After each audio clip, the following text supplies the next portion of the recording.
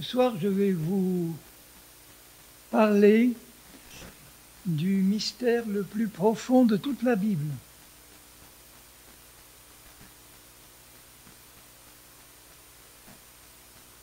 Vous le connaissez? Alors, si vous ne le connaissez pas, je vais vous le montrer. Dans l'Épître aux Colossiens, chapitre 1er, voici ce que dit Paul au verset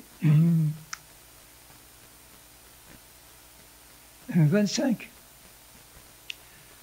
Il parle de l'Église, donc de nous. C'est d'elle, de l'Église, que j'ai été fait ministre, selon la charge que Dieu m'a donnée auprès de vous,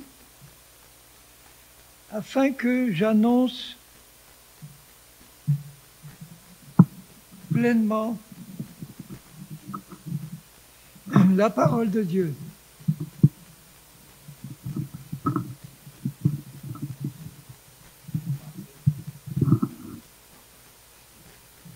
Ok.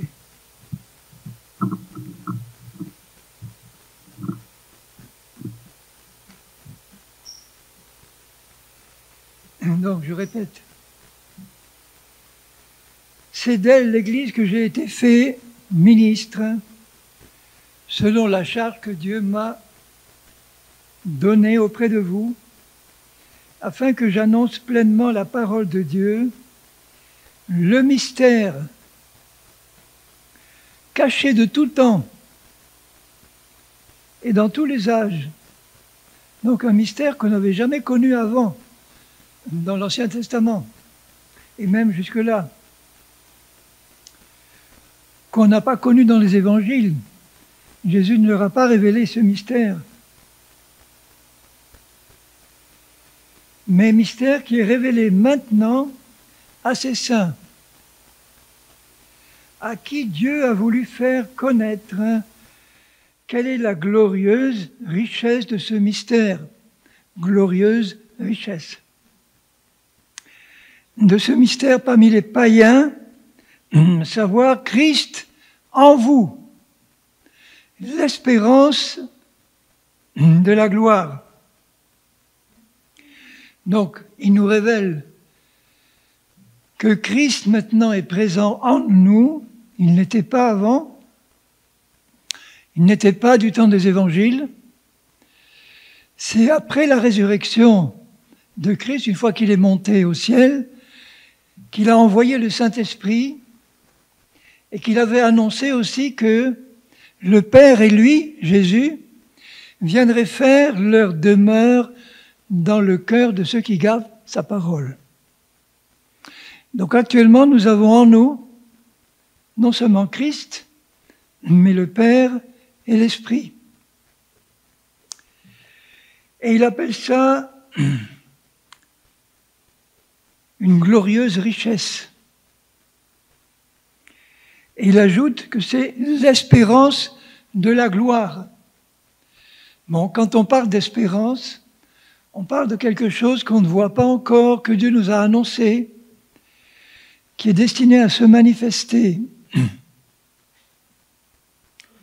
L'espérance de la gloire. C'est lui que nous annonçons, Christ, exhortant tout homme, instruisant tout homme en toute sagesse, afin de présenter à Dieu tout homme devenu parfait en Christ, en Jésus-Christ. Donc, il annonce deux choses, que Christ est en nous et que nous sommes en lui, puisqu'il dit que deviennent parfaits en lui. C'est à quoi je travaille en combattant avec sa force qui agit puissamment en moi.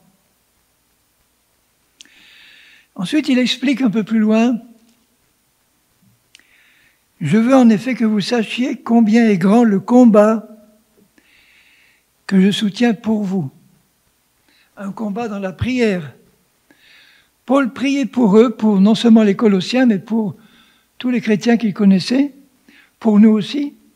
Il devait prier pour les générations qui suivent, puisque c'est écrit dans ce livre maintenant, pour ceux qui sont à Laodicée, pour tous ceux qui n'ont pas vu mon visage dans la chair.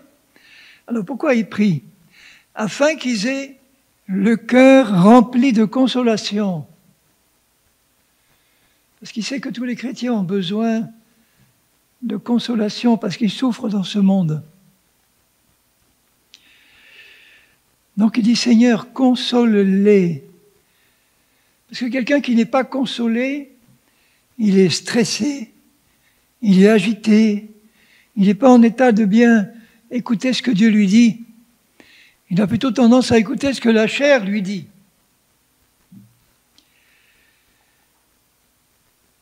Pour qu'ils soient unis dans l'amour, ça passe après la consolation. Et qu'ils soient enrichis d'une pleine intelligence pour connaître le mystère, ce mystère-là. Puisque à quoi ça sert qu'il nous annonce un mystère, Christ en nous, si on ne le connaît pas, si on ne le vit pas?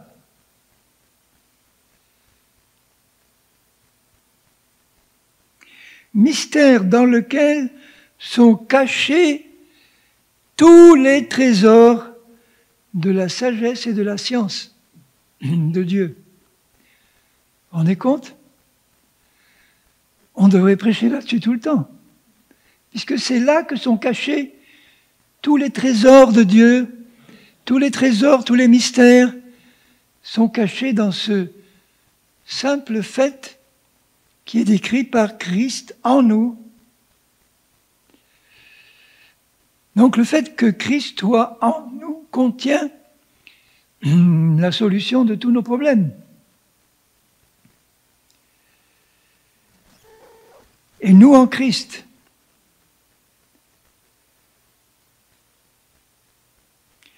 Alors je dis cela afin que personne ne vous trompe par des discours séduisants, par toute autre sorte de discours qui vont vous détourner de l'essentiel.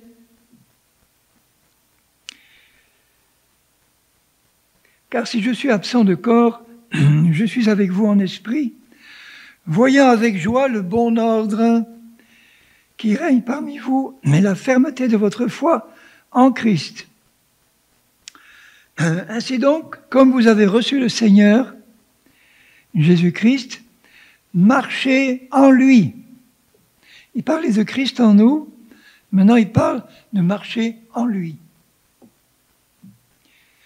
Marcher, ça veut dire que notre vie terrestre, notre marche sur la terre doit être une marche consciente que nous sommes en lui et que lui est en nous et qu'on est conscient de ce que ça représente pour nous concrètement.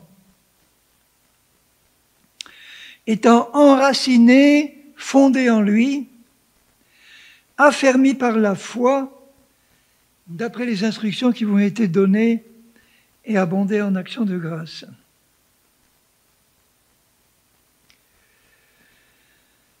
Alors la suite nous permet d'entrer un peu plus profondément dans ce mystère. Et il nous dit encore, après nous avoir dit, attention que personne ne vous trompe par des discours séduisants, prenez garde maintenant, verset 8, que personne ne fasse de vous sa proie par la philosophie, par une vaine tromperie, s'appuyant sur la tradition des hommes, sur les rudiments du monde, par toutes sortes de choses, en fait, qui ne sont pas centrées, appuyées, fondées sur Christ. Et non sur Christ, car en lui, donc en lui qui habite en nous, en lui, habite corporellement toute la plénitude de la divinité. En Christ qui habite en nous. Nous avons en nous la plénitude de toute la divinité qui habite en Christ. et que Dieu veut absolument nous révéler. Mais c'est un grand mystère. Imaginez Dieu qui est infini. Vous voyez la taille de l'univers? Il paraît qu'il a entre 15 et 40 milliards d'années-lumière. Notre système solaire, le petit système solaire, pour que la lumière aille d'un bout à l'autre, du petit, je ne parle pas de la galaxie, de notre système solaire, il faut un jour-lumière. Un jour-lumière. Pour que la lumière franchisse un bout à l'autre de notre petite galaxie, il faut 100 000 années-lumière. Il existe une énorme galaxie où la lumière met 1,2 milliard d'années-lumière pour la traverser. Vous voyez un peu la taille de cet univers? Et Dieu le tient dans le creux de sa main. Parce qu'il est infini. Et toute cette plénitude-là de la divinité est concentrée en la personne de Christ qui habite en nous tout entier.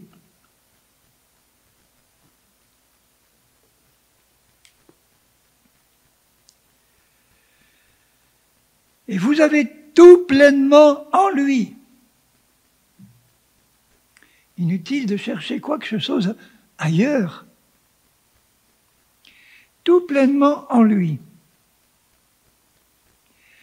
qui est le chef de toute domination, de toute autorité, de tout ce qui peut exister comme autorité dans le monde. Et c'est en lui que vous avez été circoncis d'une circoncision que la main n'a pas faite, mais de la circoncision de Christ, qui consiste dans le dépouillement du corps de la chair. En fait, dans le langage de Paul, ça veut dire que en Christ, il nous a coupés de toute influence de la chair qui se trouve dans notre corps. Paul y revient tout le temps. C'est pourquoi j'y reviens tout le temps. Parce que tant que ça, c'est pas compris, on va vivre une vie chrétienne bancale. Et ce n'est pas la volonté de Dieu. C'est en lui que vous avez été circoncis. Il parle au passé. Chez les Juifs, on sait ce que représente la circoncision. On coupait un bout de chair. Mais là, on coupe toute la chair dans la circoncision de Christ. La chair en tant que puissance de péché qui habite dans notre corps. Ayant été ensevelis avec lui par le baptême, qui représente notre mort et notre résurrection en Christ, vous êtes aussi ressuscités en lui et avec lui.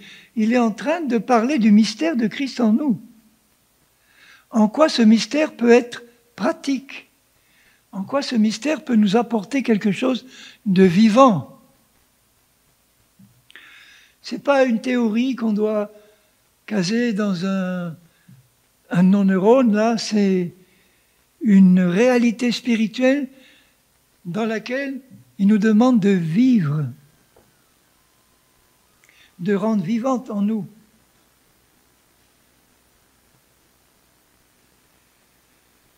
Donc vous êtes aussi ressuscités en lui et avec lui par la foi dans la puissance de Dieu qui l'a ressuscité des morts. Est-ce que nous nous considérons vraiment comme morts et ressuscités en Christ à tout notre passé de péché, à tout ce que nous étions avant notre nouvelle naissance?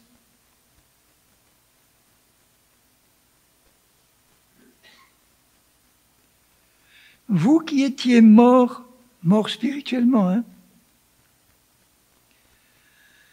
par vos offenses, par l'incirconcision de votre chair, il vous a rendu à la vie avec lui. Mais en nous rendant à la vie avec lui, il nous a rendus à la vie, à une vie nouvelle qu'on n'avait pas avant. La vie nouvelle qui consiste à avoir fait de nous de nouvelles créatures, créations, semblables à lui. Dans notre esprit, notre âme, notre personnalité humaine, notre corps ne sont pas passés par une résurrection. Notre esprit, oui. Il dit dans 1 Corinthiens 6, le même Paul, que notre esprit, ceux qui se sont attachés à Christ, forment un seul esprit avec lui. Et réfléchissez un moment à ce que ça veut dire. Mon esprit régénéré, ton esprit nouveau, forment un seul esprit avec Christ.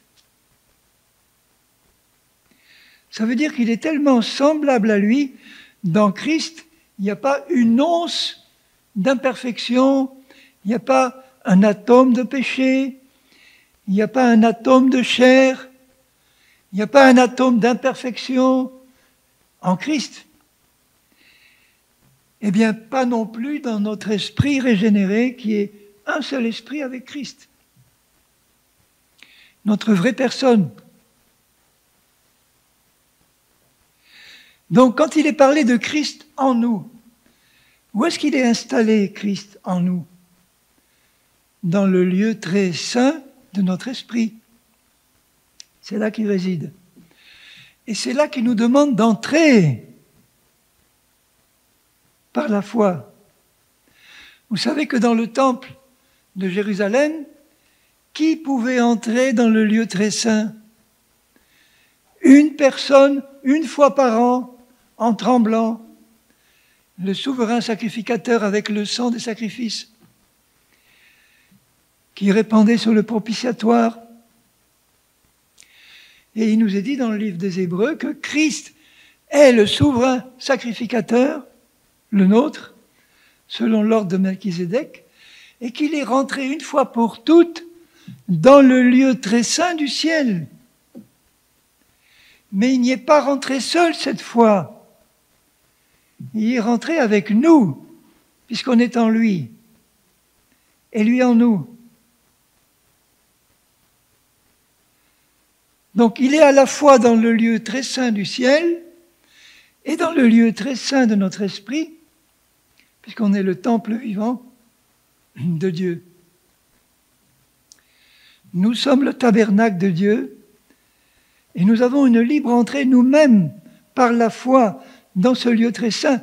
Quand je dis par la foi, ça veut dire que moi, en tant qu'être humain sur cette terre, qui ne suis pas encore arrivé à la perfection, qui tend, qui veut l'atteindre, que nous allons atteindre, sur le plan concret, pratique, nous l'avons déjà atteint dans l'esprit, cette perfection. Et quand nous entrons par la foi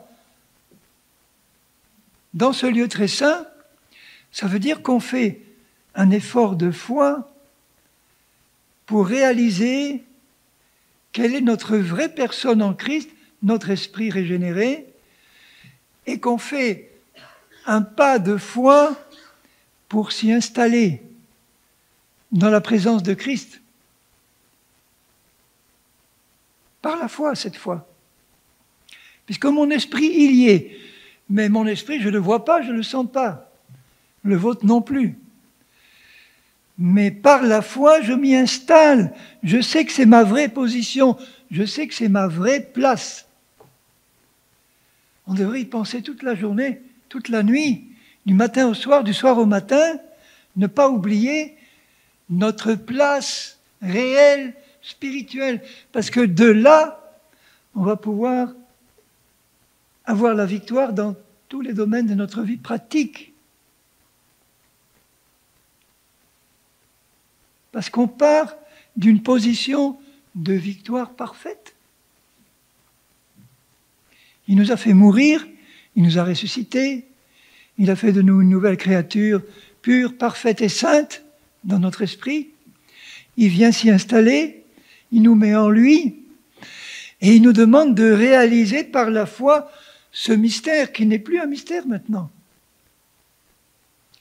On s'y installe par la foi et on le vit. On ne l'oublie pas. Parce que dès qu'on oublie notre position là, en Christ, dès qu'on l'oublie, qu'est-ce qui se passe? On retombe dans la chair. On oublie le mystère. Et du coup, on recommence à s'agiter, à stresser, à se poser des questions, à chercher des solutions ailleurs qu'en Christ. Là, dans cette position, on a toutes les solutions qui sont en Christ. Et il nous les révèle parce qu'on est dans la foi. Il dit un peu plus loin, je répète au verset 13, « Vous qui étiez morts par vos offenses et l'incirconcision de votre chair, il vous a rendus à la vie avec lui, en nous faisant grâce pour toutes nos offenses, tous nos péchés. » Dans notre esprit, il n'y a aucun péché. Il y en a encore dans notre vie pratique. C'est pour ça qu'on a besoin de repentance et d'humilité pour les reconnaître en permanence, pour que le sang de Jésus efface en permanence les péchés qu'on peut encore commettre dans notre vie pratique. Mais plus on est conscient de notre position en Christ, plus on l'a intégré dans notre cœur, moins on l'oublie et moins on pêche. Je vous assure. Parce qu'on est conscient de ce que nous sommes en Christ. Et Jean nous dit dans sa première épître que celui qui est né de nouveau, qui est né en Christ, ne peut pas pécher parce qu'il est né en Christ. Notre esprit ne peut pas pécher, de même que Dieu ne peut pas pécher. C'est le don de Dieu. Vous voulez marcher dans une position où il vous est impossible de pécher? Marchez par l'esprit. Marchez dans l'esprit. Évidemment, ce n'est pas évident à croire quand on a été habitué à marcher dans le péché et dans la chair pendant tant d'années. Mais plus on va méditer cette parole, plus on va demander au Seigneur de nous l'éclairer, de la rendre vivante, claire, nette, plus on va méditer, plus longtemps on va méditer. J'y ai passé des heures, des jours, des mois, des années. Et je continue. C'est le seul sujet de mes méditations. Qu'est-ce que je suis en Christ? Qu'est-ce qu'il est en moi? Vous vous rappelez ce que Paul dit dans l'épître aux Philippiens? J'ouvre une page, je reviendrai après, où il dit, au chapitre 3 et au verset 7 de Philippiens, « Ces choses qui étaient pour moi des gains ». Il parle de toutes les choses qui l'intéressaient quand il était dans la chair, dans le monde. Élevé au pied de Gamaliel, lui, pharisien, fils de pharisien, hébreu, né d'hébreu, etc., etc., docteur de la loi. Ces choses qui étaient pour moi des gains, des sujets de se glorifier, je les ai regardées comme une perte à cause de Christ. Parce que ces choses l'empêchaient de connaître Christ, qui était en lui. Et même je regarde toute chose comme une perte, toute chose qui n'est pas Christ, auquel je pourrais m'intéresser en priorité, même sur le plan chrétien, même mon ministère, même la recherche des dons, même la recherche de quoi que ce soit, si ce n'est pas fondé sur une connaissance première de Christ, on s'égare.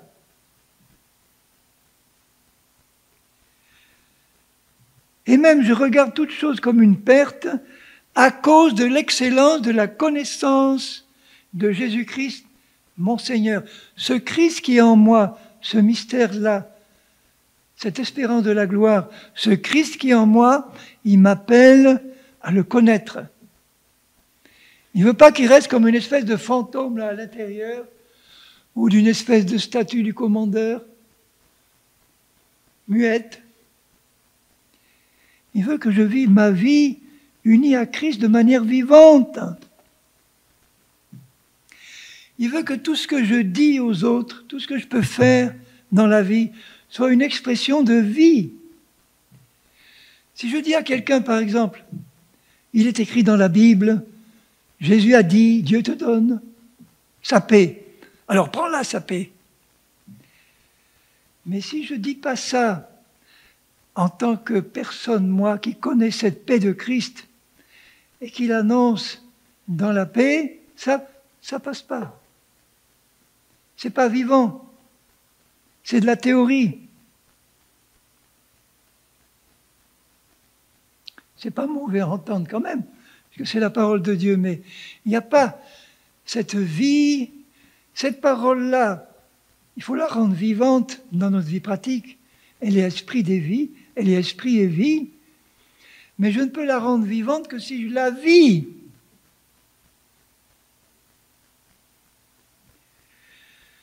À cause de l'excellence de la connaissance de Jésus-Christ, mon Seigneur, pour lequel j'ai renoncé à tout, y compris à moi-même.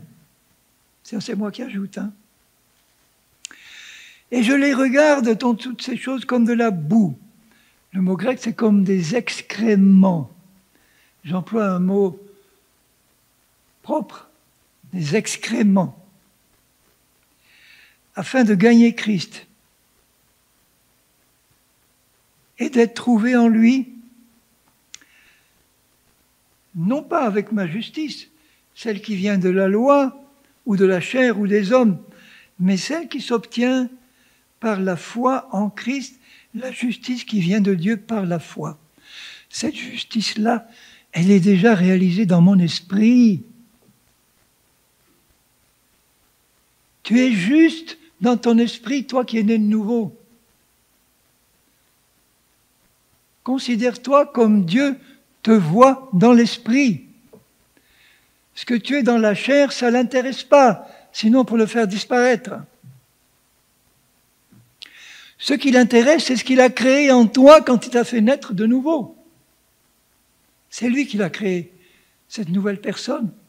Mais est-ce que tu la connais? Est-ce que tu la connais, cette nouvelle personne? Toi qui as toujours été habitué à te connaître dans ta vie d'avant, pourri par le péché, je parle de moi aussi,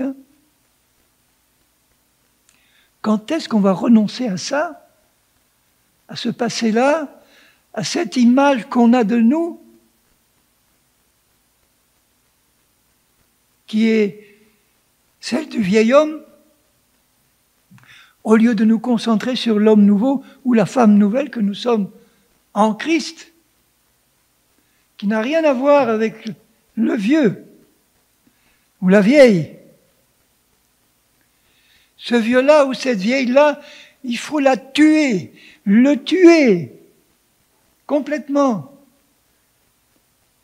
Parce que tu ne peux pas vivre avec deux personnes en même temps, le vieil homme et le nouveau en même temps. Ça ne marche pas. Le vieil homme, Dieu l'a mis à mort en Christ. Seulement la chair en nous essaye de le ressusciter en permanence.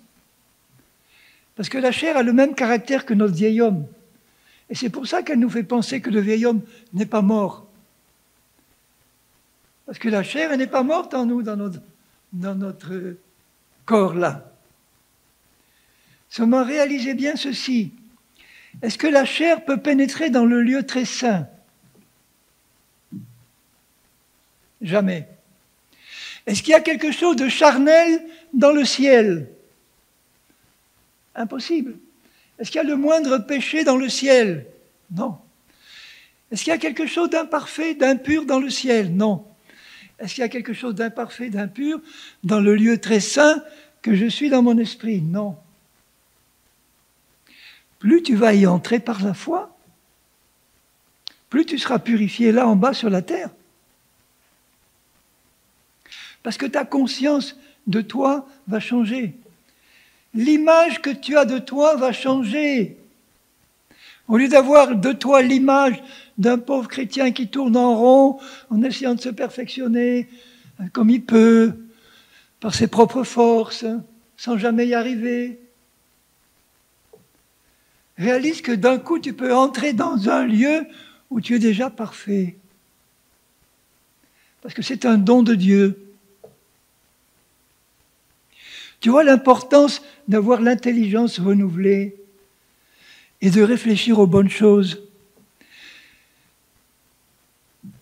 On sait en psychologie qu'il faut entendre au moins 15 fois le même message pour commencer à le comprendre.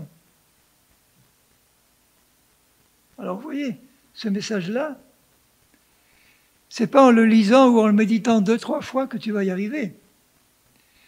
C'est en passant des jours, des heures, par petits moments, à méditer sur Christ en toi.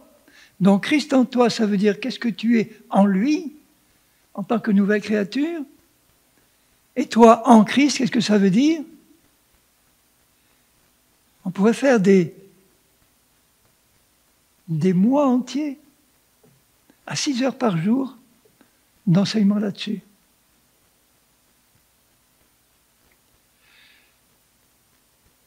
Jusqu'à ce que ça devienne tellement intégré dans notre conscience que on intègre notre nouvelle identité et on ne l'oublie pas. Et ça change notre marche pratique, je vous assure. Ça change. Si tu abordes tous les aspects de ta vie pratique, ton travail, tes courses, tes relations avec ton conjoint, tes frères, tes sœurs, les gens du monde, tes collègues, si tu abordes tes relations avec tous ces gens-là en tant que nouvelle créature consciente de ton identité, de ta place en Christ, de Christ en toi, est-ce que ça ne va pas changer la manière dont tu vas te comporter envers ces gens-là? Complètement. Parce que là, tu n'auras plus à te forcer à être gentil ou à être sévère s'il le faut. Ça viendra naturellement de la nouvelle nature que tu as reçue, qui, elle, est capable de vivre exactement comme Christ vivait sur la terre. Est-ce que Christ faisait des efforts pour être spirituel? Est-ce que Christ faisait des efforts pour se maîtriser? Est-ce qu'il faisait des efforts pour... Oh mince! Non. Regardez comme Christ marchait dans les évangiles. Toujours calme, tranquille. Bon, peut-être qu'il était un peu réservé de nature, mais en tout cas, je ne le vois jamais sauter sur les tables en hurlant. Il devait être gai parfois, il avait de l'humour, certes. Il chantait avec ses disciples.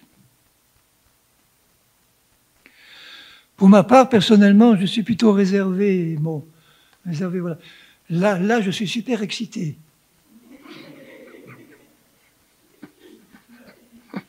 Mais chacun est comme il est. Hein.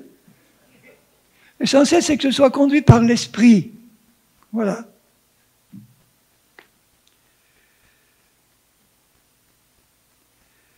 Alors, je relis quand même ce petit passage de Philippiens. Il dit « J'abandonne tout, je laisse tout tomber, parce que sinon, ça m'empêche de vraiment connaître Christ tel qu'il est. Et j'ai besoin de le connaître pour marcher avec lui. » Donc, et d'être trouvé avec la justice qui vient de la foi et que je possède dans mon esprit. Afin de connaître Christ, plus je vais me plonger par la foi dans la justice qui est la mienne déjà dans mon esprit, plus je serai en communion avec Christ qui est la justice parfaite lui-même aussi. Ce qui bloque la communion des chrétiens avec le Seigneur, c'est qu'ils ont souvent une conscience d'eux-mêmes qui n'est pas juste, une conscience de péché, une conscience de culpabilité, une conscience d'impuissance, une conscience de « ça va pas ». Comment on peut avoir vraiment une communion quand on a ce type de conscience-là avec un Dieu parfaitement juste? On ne se sent pas digne, on ne se sent pas bien, on n'ose pas. n'ose pas s'approcher de celui qui est parfaitement saint. Tandis que quand tu sais que le don de Dieu pour toi, c'est d'avoir fait de toi un saint comme lui, un juste comme lui, dans ton esprit, pas dans ta vie pratique, hein, dans ton esprit. Mais le changement vient toujours de dedans vers dehors. Quand on essaye de changer le dehors d'abord pour aller dedans, ça s'appelle du légalisme religieux. Alors il ne faut plus de pantalons pour les femmes, il faut les cheveux longs. Ça, c'est du légalisme religieux. On essaye d'arriver à la perfection en changeant l'extérieur. Alors que quand on part de l'intérieur, mais il faut s'y trouver dans l'intérieur, il faut s'y placer, il faut s'y mettre par la foi. Il faut réaliser ce que ça veut dire, se mettre dans l'intérieur de mon esprit, du lieu très saint, et d'y rester. Et là, l'extérieur est changé automatiquement. Quelqu'un qui vit dans l'esprit et qui est rempli de l'esprit et qui vit par l'esprit, il sait automatiquement comment il faut se comporter, s'habiller, dire, parler, parce que ça lui est donné sur le moment même, par l'esprit qui habite en lui, mais aussi par la conscience qu'il a de la place qu'il occupe en tant que juste et saint.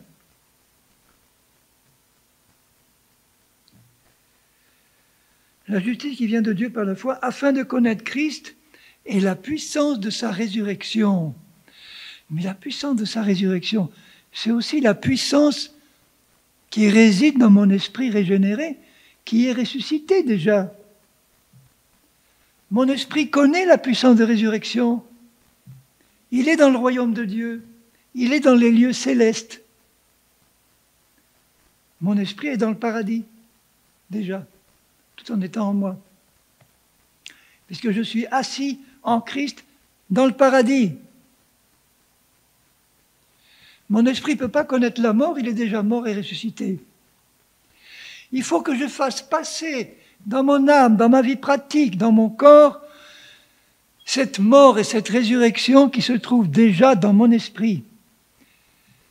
C'est ça le vrai baptême de l'esprit. Il y a plusieurs baptêmes, le baptême d'eau, le baptême dans la mort et la résurrection de Christ, qui est le vrai baptême chrétien. Et le baptême de l'esprit, pourquoi Dieu veut me remplir de son esprit?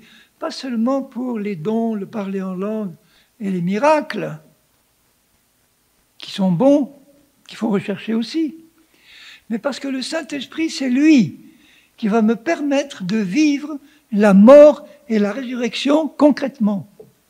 De mettre à mort dans mon âme, dans mon corps, dans mon comportement, tout ce qui n'est pas spirituel, tout ce qui doit être mis à mort, pour me faire entrer de plus en plus en correspondance avec ce que je suis dans l'esprit. Il faut que ça se manifeste.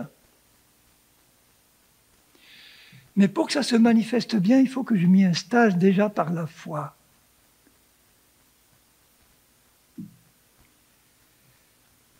En devenant conforme à lui dans sa mort pour parvenir, si je puis, à la résurrection des morts. Il ne parle pas de sa résurrection physique.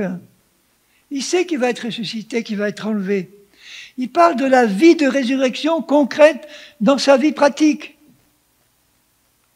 C'est le contexte qui le montre. C'est pourquoi qu'il ajoute, ce n'est pas que j'ai déjà remporté le prix de quoi? De la perfection qui se trouve déjà dans son esprit. Ce n'est pas que j'ai déjà remporté le prix, que j'ai déjà atteint la perfection sur le plan pratique. Il n'avait pas encore atteint, mais il avait compris qui il était dans l'esprit. C'est ça qui lui permet de l'atteindre. Mais je cours. Je cours vers quoi? Vers le but. Le but, c'est quoi? La perfection totalement manifestée. Il ne faut pas la laisser dans l'esprit. Et puis sur la terre, je ne m'en occupe pas, je vis ma vie chrétienne sans connaître ce mystère de Christ. Mais je cours vers le but pour tâcher de le saisir, c'est-à-dire saisir la perfection. Puisque moi aussi j'ai été saisi par Jésus-Christ.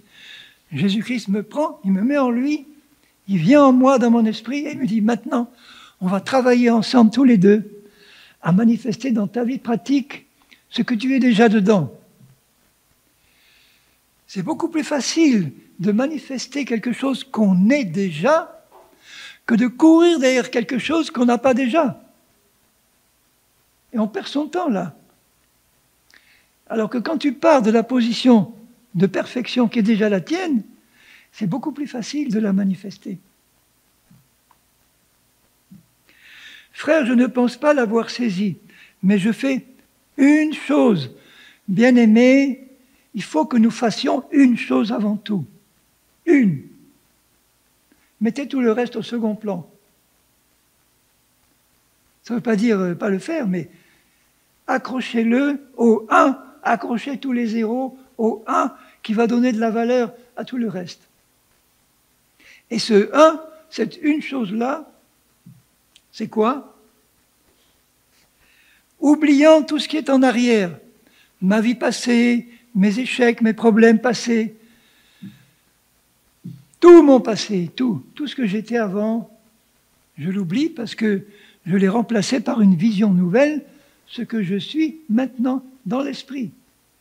Je ne veux pas fonctionner avec dans ma mémoire des tas de choses que je traîne comme des casseroles de mon passé, et en même temps avoir les yeux fixés sur le but.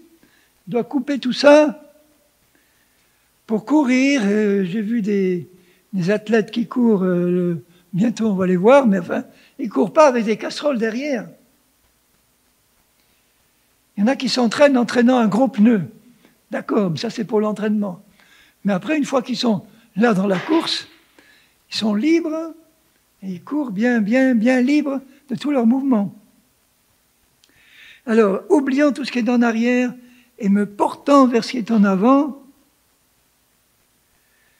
je cours vers le but pour remporter le prix de la vocation céleste, c'est-à-dire de l'appel de Dieu en Christ.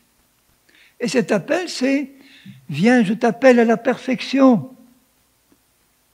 De toute façon, ça sera réalisé au moment où on va tous monter. Mais il faut s'entraîner là maintenant, dès maintenant sur la terre. Je ne vais pas attendre le dernier moment, parce qu'au dernier moment, on va tous être transformés en un instant.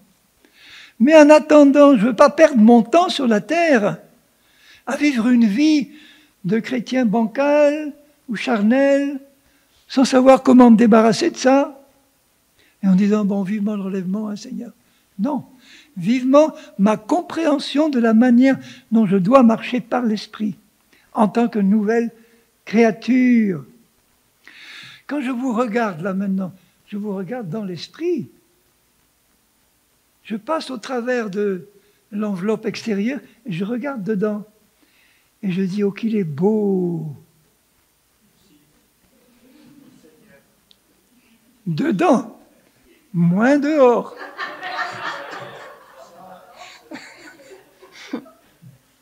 De toute façon, on est tous moins beaux dehors que dedans. Mais si vous pouviez voir comme je suis beau dedans, regardez pas l'apparence. Sinon, pour me montrer ce qui ne va pas, pour m'aider à le comprendre, à l'éliminer. Donc, je fais une chose, oubliant ce qui est en arrière, me portant vers ce qui est en avant. Un chrétien, il n'avance pas à reculons. Il avance les yeux fixés sur le but. Le but, c'est toujours Jésus.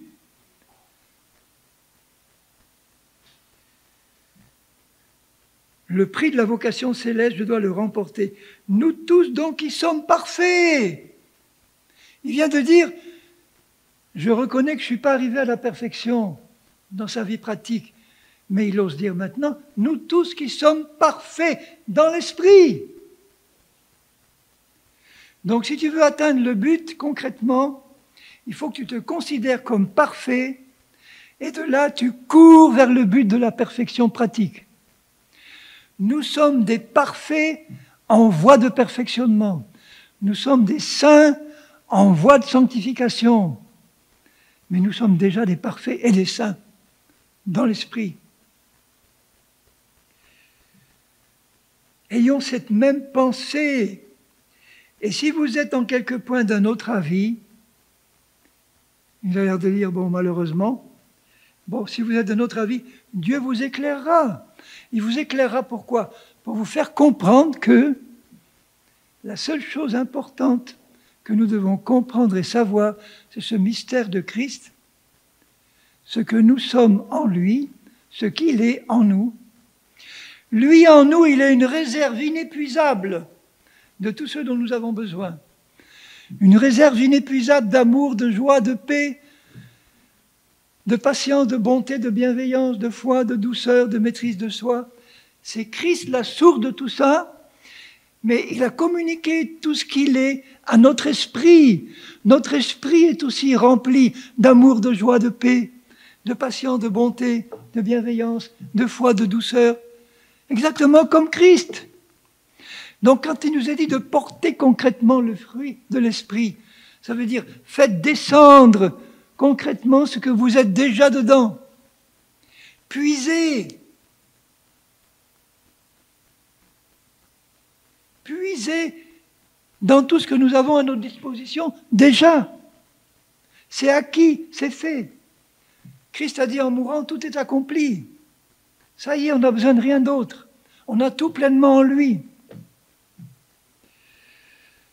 Vous voyez comment, dans ce court passage, et dans Colossiens que je viens de lire, il dévoile ce mystère de Christ en nous. Au point où nous en sommes parvenus, marchons d'un même pas. Et il ose dire, soyez tous mes imitateurs. Le jour où je verrai mon frère sur l'estrade dire « Soyez tous mes imitateurs », je dirais « Il a compris ».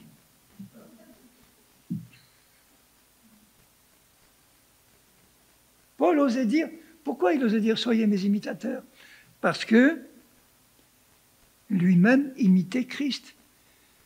Il n'était pas encore arrivé à la perfection dans cette imitation, mais il avait suffisamment compris pour pouvoir dire aux Philippiens, aux Colossiens ou aux autres, au point où j'en suis parvenu, imitez-moi. Ce que j'ai réussi à comprendre et à vous expliquer, il n'y a que Paul qui a eu cette révélation. Eh bien, voilà, je vous l'explique, mais pour que vous le viviez, comme moi. Et portez les regards sur ceux qui marchent selon le modèle que vous avez en nous. Donc, il veut que nous soyons, chacun de nous, un modèle pour les autres. Plus tu vas avancer dans la compréhension de ce que tu es en Christ, dans l'esprit, même si c'est encore partiel, sur cette partie-là, tu vas être un modèle pour tous ceux qui n'ont pas encore compris. Et ceux qui sont allés plus loin seront pour toi un modèle de ce que tu dois suivre. Et ainsi de suite, on avance tous vers la même direction, dans le même but. La perfection, progressivement et totalement manifestée. Et on peut compter sur le puissant soutien de Christ qui habite en nous, qui peut voir les faux pas qu'on peut faire, les chutes, etc. Il ne veut pas qu'on se morfonde des heures en disant « Oh, j'ai chuté, j'ai chuté. » Oui, tu as chuté. Bon, arrête maintenant. Tu l'as reconnu, c'est bon, on repart. Allez, arrête de te morfondre. Je ne comprends pas les chrétiens. Je reçois des mails quelquefois, mais je dis « Mais c'est pas possible, Seigneur. C'est pas un chrétien qui parle. » Il y a 2 jours, je reçois un mail d'une pauvre sœur. J'ai prié pour elle, j'ai répondu, je l'ai exhorté. Un mail comme ça, long, où il n'y avait que des catastrophes, mais que des catastrophes. Et il n'y a rien qui marche. Ma santé ne marche pas, mon travail ne marche pas, j'ai pas d'argent, mes enfants ça ne marche pas, moi ça ne marche pas, moi je suis malade, moi si, comme ça pendant 25 lignes. Elle termine en disant « Frère, comment tu peux m'aider ?» Ma lettre, c'était tout simple, « Repens-toi ». En fait, je constate, d'après ce que tu décris, sans te juger ni te condamner, avec beaucoup d'amour, que tu n'as pas compris le mystère de Christ, qui tu es vraiment en Christ. Tu te vois toujours comme une pauvre pécheresse perdue, soumise à la malédiction. Et si tu crois que tu es dans la malédiction, tu y restes. Donc j'ai passé du temps, une longue réponse à lui expliquer qui elle était, lui montrer les passages, lui dire, voilà, médite là-dessus, replace-toi sur les bons rails, retrouve ton courage, renouvelle ton courage en Christ qui t'aime, et il va t'aider à comprendre. Parce que tu peux sortir d'un coup de ce fossé où tu es plongé là. D'un coup. Le jour où tu réalises, ah mais c'est pas ça ma vraie vie, c'est pas ça ma vraie nature, c'est pas ça, c'est pas ça. Oh merci Seigneur, tu ouvres devant moi une perspective que j'avais jamais vue. Qui je suis en Christ, où je suis en Christ, dans les lieux célestes. Nous sommes des extraterrestres. Nous sommes des morts vivants. Mais oui, il faut se voir comme ça, comme un mort vivant. Un mort à tout mon passé, vivant pour Dieu en Christ, dans l'esprit.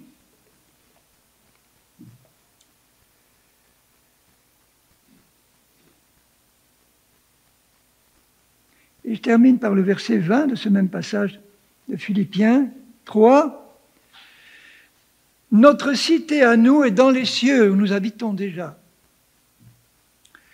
d'où nous attendons aussi comme sauveur le Seigneur Jésus-Christ qui transformera le corps de notre humiliation, qui va être changé en un instant au dernier moment. Il va ôter de ce corps la puissance de péché, la chair qui habitait, et notre corps deviendra immortel, pur, parfait. Tout ce qui était charnel disparaît. On se trouve parfaitement, esprit, âme et corps, dans un état de perfection absolue, sans ride ni tache. Et là, qu'est-ce qu'on commence à faire? Qu'est-ce qu'on commence à faire? On monte vers le Seigneur pour l'accueillir, et lui nous accueille à bras ouverts. D'où nous attendons aussi comme sauveur le Seigneur Jésus-Christ, qui transformera le corps de notre humiliation en le rendant semblable au corps de sa gloire par le pouvoir qu'il a de s'assujettir toutes choses. Mais déjà, notre esprit a atteint cet état-là. Notre corps, c'est l'étape finale. Notre âme, elle est en train d'être perfectionnée. Donc le but, il est clair. Mais dès maintenant, plaçons-nous, je vous en supplie, par la foi, dans la nouvelle personne que nous sommes. Méditons sur notre identité nouvelle. Abandonnons notre vieille peau pourrie. Sans jeu de mots. Et plaçons-nous, c'est ça qu'il appelle, se revêtir de l'homme nouveau par la foi. Vous avez compris, mes chéris? Oui, papa? Oui, mon frère? Alors, si vous avez compris, réfléchissez encore plus pour le comprendre mieux et mettez-le en pratique. La prochaine fois que vous allez faire vos courses, allez-y en tant que fille de Dieu, fils de Dieu, saint et juste en esprit. Placez-vous dans l'esprit et vous allez voir ce qui va se passer. La lumière qui est en vous, la bonne odeur de Christ, ne peut manquer à ce moment-là de se répandre beaucoup mieux qu'avant. Et vous allez toucher des gens rien qu'en passant à côté. Seigneur, nous te bénissons pour ton plan parfait. Oh Père, nous te bénissons pour ce mystère que tu nous as révélé maintenant. Christ en nous. Mais pas dans n'importe quel nous, Seigneur, dans le nouveau nous que nous sommes en toi. C'est là que tu habites. Père, je te prie pour moi-même, pour nous tous ici, de renouveler notre intelligence pour qu'on puisse bien comprendre ce mystère. Que tous les aspects qui sont un peu encore cachés nous soient révélés par ton esprit. Mais révèle-nous d'abord qui nous sommes en toi, qui tu es vraiment, Seigneur. Nous voulons te connaître parce que te connaître, c'est la vie éternelle. Te connaître tel que tu es, tel que tu habites en nous, Seigneur.